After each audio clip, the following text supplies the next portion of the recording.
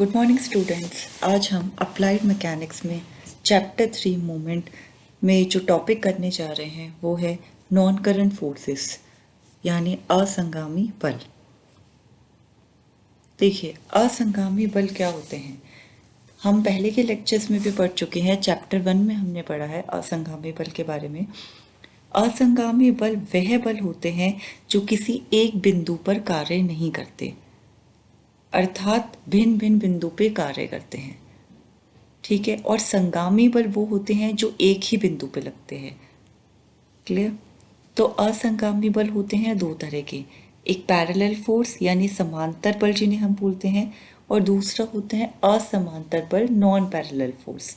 देखिए, समांतर बल वह होते हैं जिनकी रेखाएं एक दूसरे के समांतर होती हैं, और जिनकी कार्य रेखाएं एक दूसरे के समांतर नहीं होती उन्हें हम असमांतर बल कहते हैं। अब अगर हमें असंगामी बलों का परिणामी बल निकालना हो तो हम कैसे निकालेंगे? देखिए, वैसे तो हम जिस तरीके से संगामी बल का परिणामी बल निकालते हैं वैसे ही हम असंगामी बलों का भी परिणामी बल निकालेंगे। बस फर्क यह होता है कि असंगामी बल जो होते हैं वो किसी एक बिंदु पर लगते हैं, जबकि संगामी बल अलग अलग बिंदु पर लगते हैं। तो हमें कार्यकारी बिंदु पे निकालना पड़ता है कि उनका परिणामी बल किस बिंदु पे लगेगा।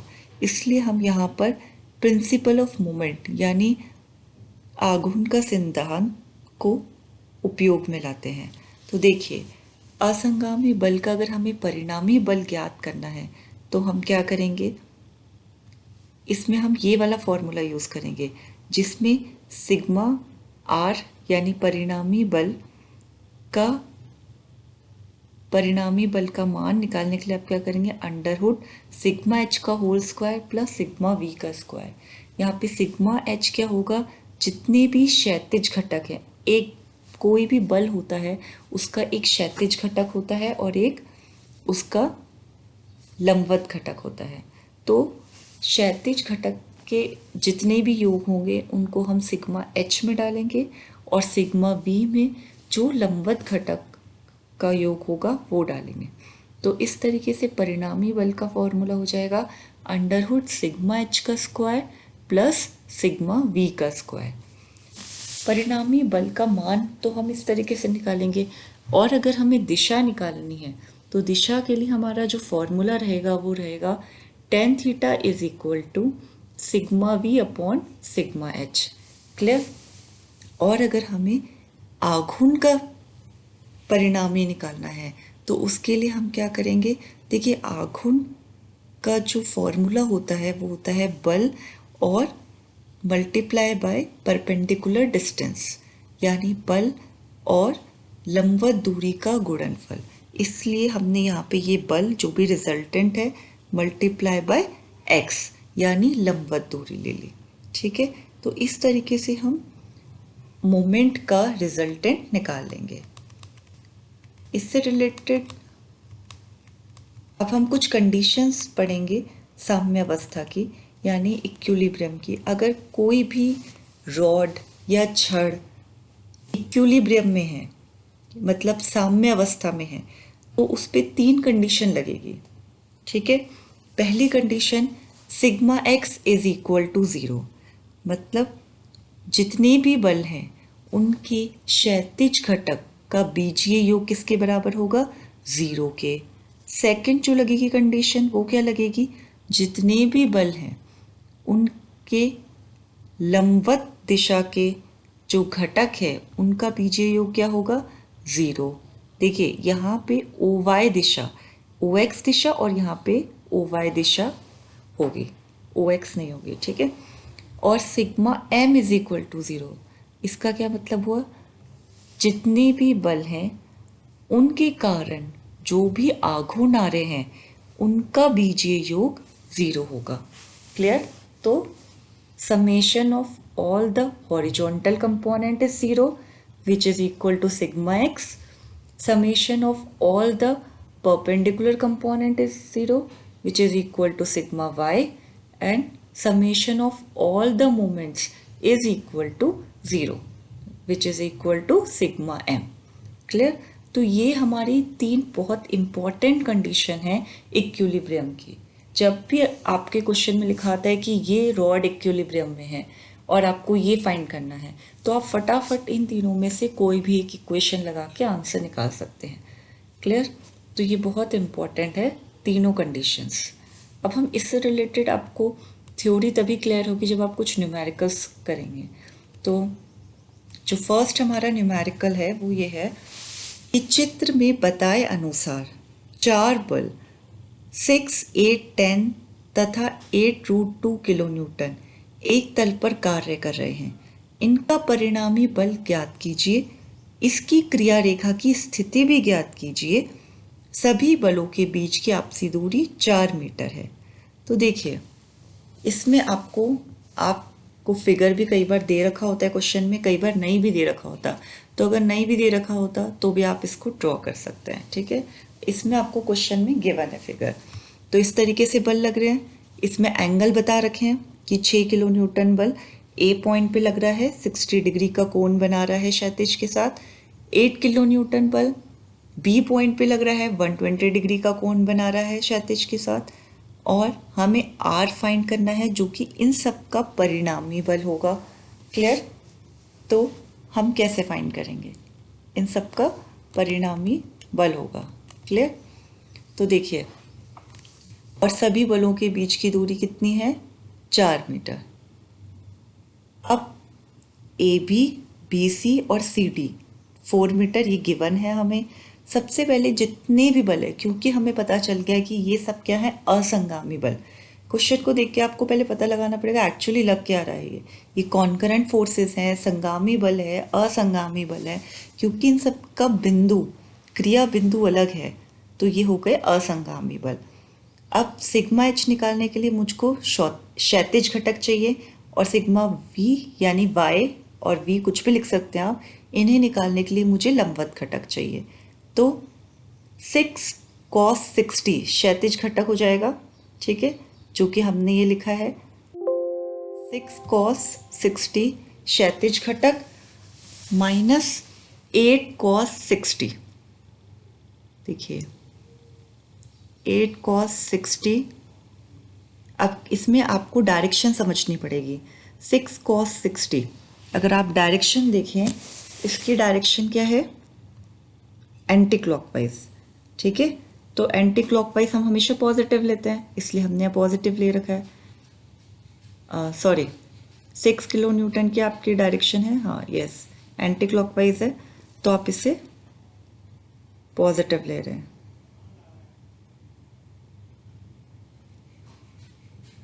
ओके, यहाँ पे इन्होंने कुछ थोड़ा सा चेंज है। यहाँ पे जो भी क्लॉकवाइज है बल, क्योंकि हम पहले बलों की बात कर रहे हैं, फिर हम आघूर्ण की बात करेंगे, तो आप चाहे तो इसमें एंटी क्लॉकवाइज लेके भी सॉल्व कर सकते हैं, पर जो ये सॉल्व कर रखा है उसमें 6 किलो न्यूटन क्लॉकवाइज डायरेक्शन के अकॉर्डिंग पॉजिटिव ले रखा है, और जो भी एंटी क्लॉकवाइज है उसे नेगेटिव ले रखा है। तो देखिए 6 cos 60 एंटी क्लॉकवाइज, तो इन्होंने ये पॉजिटिव ले लिया, क्लॉकवाइज पॉजिटिव ले लिया, ये एंटी क्लॉकवाइज नेगेटिव ले लिया। अगेन आप 10 देखेंगे, 10 इन्होंने नेगेटिव ले लिया। ठीक है, -10, और इसकी, क्योंकि हम इसमें जितना भी आघूर्ण है, आपको ये भी देखना है कि आप आघूर्ण किसके, कहाँ ले रहे हैं आप आघूर्ण। ठीक है, जब हम आघूर्ण लेते हैं तब हम क्या करते हैं, लंबवत दूरी भी लेते हैं, पर यहाँ पर हम क्या ले रहे हैं, सिर्फ बलों का बीजीय योग, क्षैतिज घटक का बीजीय योग ले रहे हैं, इसलिए हम डायरेक्ट इसमें किसी भी तरह की दूरी नहीं लिख रहे। क्लियर? तो आप देखेंगे स्टार्टिंग से 6 cos 60 positive, minus 8 cos 60 negative, minus 10 cos 90 negative, plus 8√2 cos 45। ठीक है, अब अगर आप इसमें डायरेक्शन देखेंगे तो ये क्लॉकवाइज एंटी क्लॉकवाइज की तो है ही, पर अगर आप देखें तो ये यहाँ पे है पॉजिटिव एक्स एक्सिस में। ठीक है, अगर आप 8 के घटक लेंगे तो ये नेगेटिव एक्स एक्सिस आ गई, इसलिए माइनस लिया है। आप यहाँ देखेंगे 10, तो ये नेगेटिव वाई एक्सिस आ गई इसलिए माइनस लिया है, और अगर आप यहाँ देखें तो ये यहाँ पे आएगा पॉजिटिव, इसलिए यहाँ पे प्लस 8√2 cos 45, क्योंकि यहाँ पर हम आघूर्ण की नहीं, यहाँ पे हम बलों की दिशा को कंसिडर कर रहे हैं। इसी तरीके से आप सिग्मा वी देखिए, सिग्मा वी अगर आप देखेंगे तो अब आप सबके लंबवत घटक लेंगे। देखिए पॉजिटिव एक्स वाई एक्सिस, तो आपका क्या आ गया यहाँ पे 6 sin 60, ठीक है, 8 sin 60। अब इसमें 8 sin 60 क्यों लिया है? देखिए अगर आप यहाँ पे देखिए 120 डिग्री है तो ये वाला एंगल कितना होगा 60 डिग्री। अब जब ये 60 डिग्री होगा तो आप इसके घटक देखेंगे तो किस तरीके से होंगे, यहाँ पे नेगेटिव है तो ये पॉजिटिव होगा, इसलिए 8 sin 60। नेक्स्ट आप देखेंगे -10 cos 90, ये हमारा पॉजिटिव था, तो -10 sin 90 ये आपका डायग्राम हो गया क्लियर। तो इस तरीके से आप देखेंगे। अब नेक्स्ट अगर आप देखें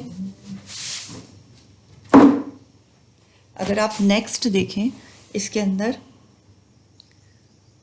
+8√2 sin 45, ये पॉजिटिव यहाँ पर है, और अगर आप यहाँ पे इसका घटक लेंगे तो ये भी पॉजिटिव होगा, क्योंकि ये पॉजिटिव एक्स एक्सिस और पॉजिटिव वाई एक्सिस को दर्शा रहा है। तो इस तरीके से आपके कंपोनेंट हो गए ये। तो आंसर आपका आ गया, आप इसको सॉल्व करेंगे 10.12 किलो न्यूटन क्लियर। अब आप रिजल्टेंट लेंगे, रिजल्टेंट में आप क्या करेंगे, सिग्मा एच का स्क्वायर प्लस सिग्मा वी का स्क्वायर, ये आप रिजल्टेंट लेंगे।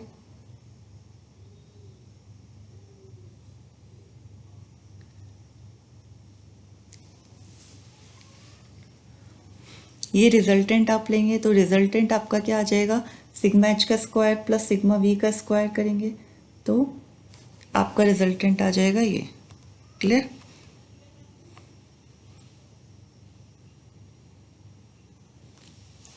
नेक्स्ट आपका जो क्वेश्चन है वो है, एक 2 मीटर त्रिज्या का बेलन जिसका भार 150 न्यूटन है, दो तलों के बीच रखा है जो क्षैतिज से 30 डिग्री तथा 45 डिग्री का कोण बनाते हैं, बेलन के तलों पर प्रतिक्रियाएं ज्ञात कीजिए। देखिए अब हमें रिएक्शन निकालने हैं। सबसे पहले तो आपको ये 2 मीटर त्रिज्या का बेलन दे रखा है, इसका खुद का भार कितना है 150 न्यूटन। अब ये दो तलों के बीच में है, एक तल है ए और दूसरा तल है बी। ये तल, एक तल क्षैतिज के साथ कितना एंगल बना रहा है 30 डिग्री और दूसरा तल क्षैतिज के साथ 45 डिग्री। अब बेलन की तलों की प्रतिक्रियाएं ज्ञात कीजिए, यानी कि इस पर रिएक्शन लग रहा है, सपोज कीजिए R1, और इस पर रिएक्शन लग रहा है ए तल पे R2। अब हमें ये रिएक्शन निकालने हैं। तो देखिए रिएक्शन हमेशा लंबवत होंगे, परपेंडिकुलर होंगे, इसलिए ये इस तल के मध्य लग रहा है R1 और इसी तरीके से ए तल के मध्य लग रहा है R2, और ये दोनों इंटरसेक्ट कर रहे हैं O पॉइंट पे। तो O पॉइंट पे इंटरसेक्ट करें, अगर हम इनके O पॉइंट पे इंटरसेक्ट करें जो कि सेंटर है, और सेंटर पे पूरी त्रिज्या का बेलन का भार है जो कि है 150 न्यूटन। तो हमने यहाँ पे एंगल हम लिख सकते हैं, अगर ये 45 डिग्री है तो सेंटर में पार्टीशन हो रहा है, ये 45 डिग्री है, और ये 30 डिग्री तो 30 डिग्री है क्लियर। अब क्योंकि हमें क्लियरली दिख रहा है कि 3 बल लग रहे हैं, R1, R2 और 150 न्यूटन। तो जब 3 बल लगते हैं तो सबसे पहले हमारे माइंड में जो आता है वो आता है लैमीज थ्योरम, यानी हम इसमें लामी प्रमेय लगाएंगे O पॉइंट पे क्लियर, क्योंकि हमें निकालने भी रिएक्शन है। तो R1 आप ले रहे हैं, तो अब आप R1 को हटा दीजिए, तो ये R2 है और ये 150 न्यूटन है। इन दोनों के बीच का एंगल कितना है 45, तो इसका साइन ऑफ 45 डिग्री। इसी तरीके से आप R2 लेंगे, तो देखिए R2 को आप एक बार बिल्कुल भूल जाइए, अब क्या बचा आपके पास 2 बल R1 और R2 अगर आप ले रहे हैं, हाँ, तो आप R1 और ये आपकी R1 की रेखा है और ये आपका 150 है, तो इन दोनों के बीच का एंगल कितना है? 30 डिग्री। क्लियर? तो 30 डिग्री है, तो आप इसके बीच लिख सकते हैं साइन 30। ठीक है, इन दोनों के बीच का एंगल कितना है? 30 डिग्री, तो साइन 30। इसी तरीके से 150 अगर आप ले रहे हैं, तो अब आप R1 और R2 के बीच का एंगल देखेंगे, जो कि कितना है? 30 प्लस 45 डिग्री, मीन्स साइन 75। तो इसी तरीके से आप पहले R1 अपॉन साइन 45 डिग्री को इक्वेट करेंगे किसके? 150 अपॉन साइन 75 के, जो कि नोन है, तो आपका R1 ये आ जाएगा 109.81 न्यूटन। और नेक्स्ट में आप क्या करेंगे? नेक्स्ट में आप R2 को बराबर करेंगे, R2 अपॉन साइन 30 डिग्री को बराबर करेंगे किसके? Is equal to 150 upon sine 75, तो आपका R2 आ जाएगा 77.64 न्यूटन। तो इस तरीके से जो दो रिएक्शंस आपको निकालने थे वो आपने फाइंड कर लिए, दोनों रिएक्शन त्रिज्या के। क्लियर? तो एक न्यूमेरिकल और हम देखते हैं इसके अंदर।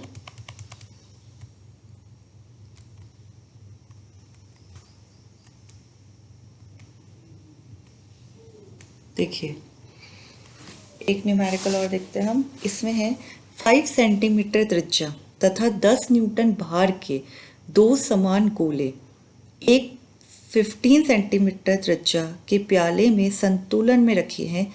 प्याले तथा गोले और गोले के मध्य प्रतिक्रियाएं ज्ञात कीजिए। क्लियर?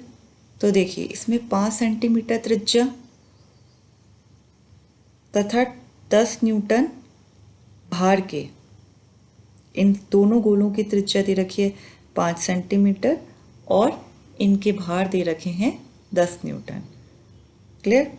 तो इनके भार दोनों के सेंटर पे लग रहे हैं और इनकी त्रिज्या दे रखी है 5 सेंटीमीटर, जो कि आपको इसमें ये 5 सेंटीमीटर 5 सेंटीमीटर। अब हमें इनके मध्य जो प्रतिक्रियाएं हैं वो निकालनी है। मतलब कि देखिए, अगर ये एक गोला है, ठीक है, तो इसके मध्य प्रतिक्रिया एक R1 है और इसके गोले की है R2। ठीक है, दोनों इंटरसेक्ट कर रहे हैं O पर, तीनों के एंगल हैं 60 डिग्री। सिंपल, हमारा जो फर्स्ट क्वेश्चन था वही क्वेश्चन हो गया ये इस तरीके का ही। R1 R2, आप इसमें दो लेंगे, R1 R2 और S क्या है यहाँ पर? देखिए, S है रिएक्शन। ठीक है, जैसे अगर ये तल आप कंसीडर करते हैं तो इसके सेंटर से रिएक्शन है S, और अगर आप ये वाला तल कंसीडर करते हैं तो इसके सेंटर से रिएक्शन है S, क्योंकि हमें इसमें दो चीज़ें फाइंड करनी है, प्याले तथा गोले।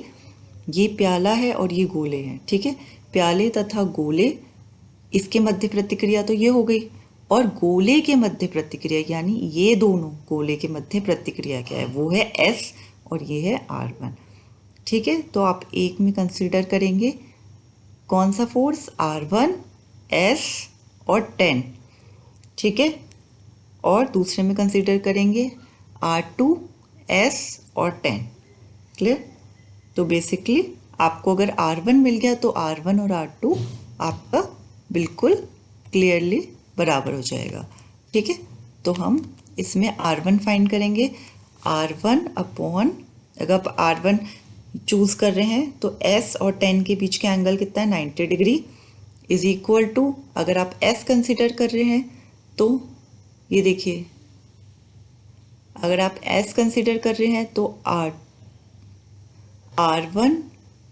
और 10 के बीच का एंगल कितना है? 150 डिग्री, 60 प्लस 90। और अगर आप 10 कंसिडर कर रहे हैं तो इन दोनों के बीच का एंगल कितना है? R1 और S के बीच का एंगल कितना है? अगर आप 10 कंसिडर कर रहे हैं तो ये आपका R1 है और ये आपका S है, तो इनके बीच का एंगल कितना है?